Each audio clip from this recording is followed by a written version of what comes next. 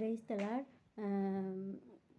பைபிளில் வந்துட்டு தேவன் தனிமையானவர்களுக்கு வீடு வாசல்களை ஏற்படுத்துகிறார் அப்படின்னு சொல்லி ஒரு வசனம் இருக்குது இல்லையா?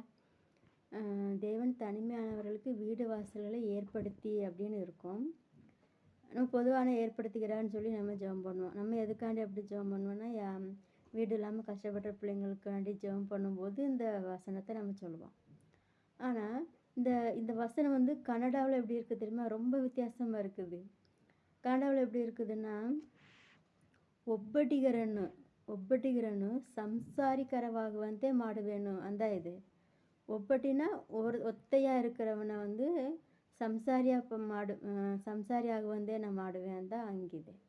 ನಾವು ನಮ್ಮ ತಮಿಳ್ನಲ್ಲಿ வந்துட்டு வீடு வாசல் இல்லைன்னா ஏசப்பா தனிமையாக உங்களுக்கு வீடு வாசல் ஏற்படுத்தாருன்னு சொல்லியிருக்கீங்களா அப்படி நம்ம ப்ரேயர் பண்ணுவோம்.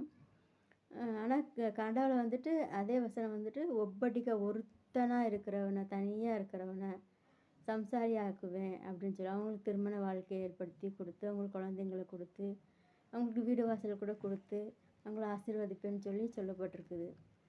இந்த வசனம் எங்கே இருக்குன்னு சொல்லி கமெண்ட் பண்ணுங்கள். God bless you.